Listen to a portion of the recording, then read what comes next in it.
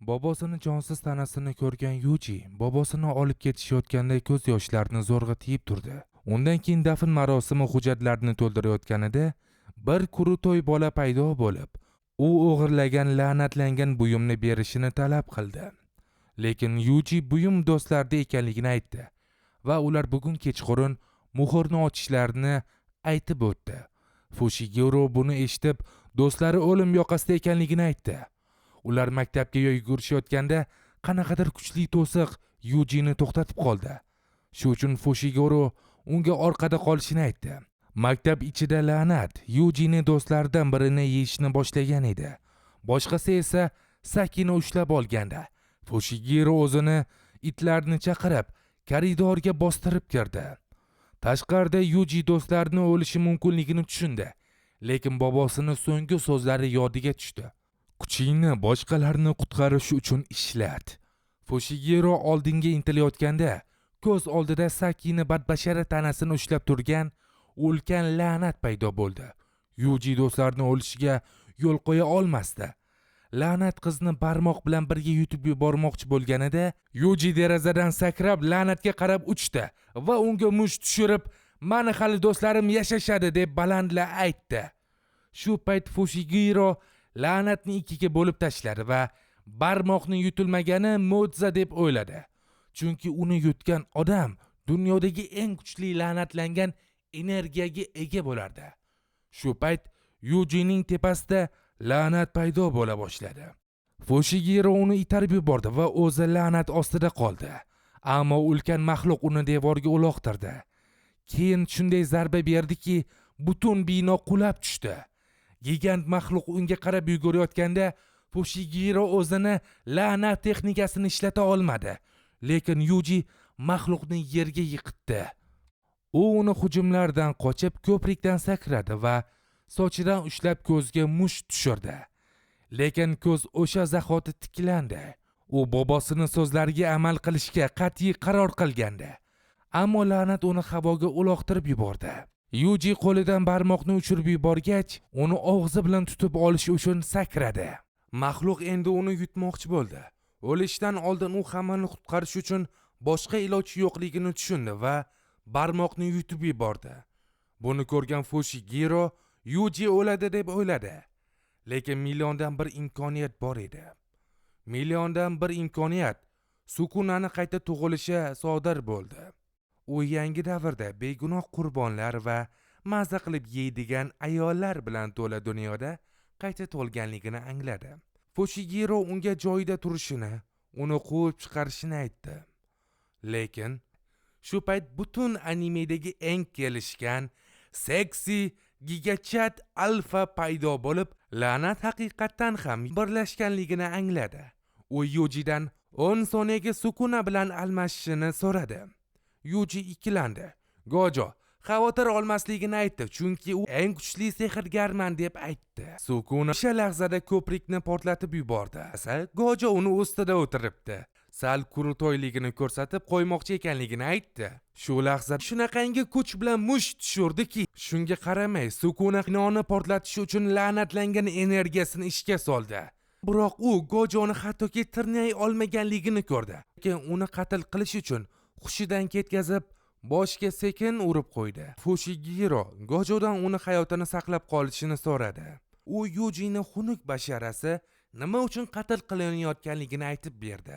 Barmoqlardan birini olib va devorga urib, ularni yo'q qilib bo'lmasligini ko'rsatdi. Krematoriy ichida u boshqa barmoqni ko'rsatishini so'radi. Gojo barmoqni berib, Yuji esa uni yedi. Shu lahzada Sukunaning ulkan energiyasi Yujining tanasini egallay boshladi. La'natlangan energiyani yengishga muvaffaq bo'ldi. Gojo Yujiga jodugarlar texnikumi oliy maktablaridan biriga o'tishini aytdi. Biroq Sukunaning og'zi Yujining yuzidan chiqib, Gojoga birinchi nishoni bo'lishligini aytdi.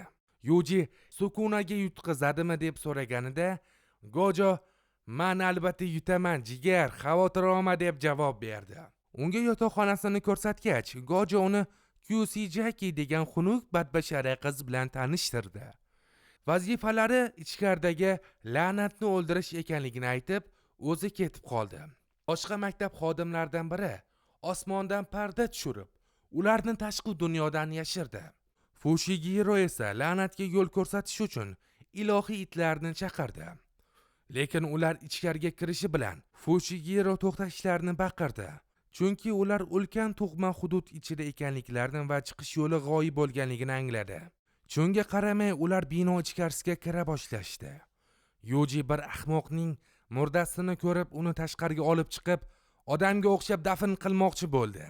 Lekin Fushigiro uni ko'ylakdan ushlab tortib, la'nat ularni o'ldirmoqchi bo'lib turganda murda bilan ovora bo'lib o'tirmaslik kerakligini aytdi. Axir u qutqarishga arzimaydigan odam edi. Fushigiro voqea haqidagi barcha ma'lumotlarga ega ekanligini, bu odam mast holda mashina haydab, kichkina qizchani urib yuborganligini aytdi. U Yujidan so'radi: "Agarda sen qutqargan odam boshqa birovni o'ldirsa, nima qilasan?" deb aytdi. Yuji unda nega meni qutqarding deb so'raganida, Kyusaki ularga baqira boshladi va yerga yutilib ketdi. Fushigiro itlarning nega buni sezmaganligiga hayron bo'lib, Yujiga qochish kerakligini va Kyusakini keyinroq topishlarini aytdi. Lekin ular qimirlashga ulgurmasdan oldilarida la'nat paydo bo'lib, bu maxsus darajadagi eng yuqori darajali la'nat deb aytdi. Yuji unga qilich urmoqchi bo'lganida qo'li uzilib ketdi. Shu paytda Kyusaki qayerga olib kelganiga hayron bo'lib turardi. Atrofni minglab yuzlar o'rab oldi. Qo'li uzilgan Yuji Sukunani birga o'lishlarini, shu uchun bu maxluqqa qarshi kurashishda yordam berishi kerakligini aytdi. Lekin Sukuni uni ruhini yana 18 ta bo'lagi borligini aytdi. Agarda almashsa ham, u Kurutoy do'stini la'natlangan ruhdan tezroq o'ldirishini, keyin bo'lsa Kyusaki bilan mazza qilib uni ham o'ldirishini aytdi. Shu payt la'nat sof la'natlangan energiya to'lqinini chiqardi va ularni befoyda basharalarga kuldi. Yuji Fushigiroga Kyusakini olib chiqib ketishini baqirdi. Bu esa unga Sukuna bilan almashib, ularni qutqarish imkonini berardi. Bir necha daqiqadan so'ng u koridorda yugurib, Kyusakini topish uchun ilohiy itlarni chaqirdi. Lekin qiz allaqachon o'lim yoqasida edi. Lekin Yuji qimirlashga ulgurmasdan ruh energiyasi to'sig'i bilan uni devorga urdi va uni maydalash uchun qaytib keldi. Yuji hushini yo'qotib ko'prikka tushdi. U o'ziga kelishi bilan ruh Yujiga qarab la'natlangan energiya nurini chiqardi. Uni issiqligi barmoqlarini kuydirib yuborardi. U nega bu ahvolga tushib qolganiga hayron bo'lib, barmoqni yemaganida balki yaxshi bo'lardi deb o'yladi. Lekin o'ziga baqirib to'xtashni buyurdi. Chunki u qochishni ham, o'lishni ham xohlamasdi. Ammo tanasi butunlay parchalanib ketgandi. Pastki qavatda Kujosaki bu vaqt davomida kayfda bo'lganligini angladi. Lekin qo'ziqorin uni yeb qo'yish arafasida bir til uni tanasini yaladi va yutib yubordi. U shu paytda la'natlangan ruh Yujini o'ldirmoqchi edi. Yuji o'zini o'ylaganida anchagina kuchsiz ekanligini tushunib, o'lishni xohlamayman deb yig'lay boshladi. Biroq u bu o'zi tanlagan hayot ekanligini va o'zi uchun qadrli odamlarni qutqarmoqchi ekanligini angladi. Butun g'azabini jamlab, qora chaqmoqni faollashtira boshladi va la'natga qarab yugurdi. Jodugarlar olamdagi eng kuchli hujumni amalga oshirayotgan edi.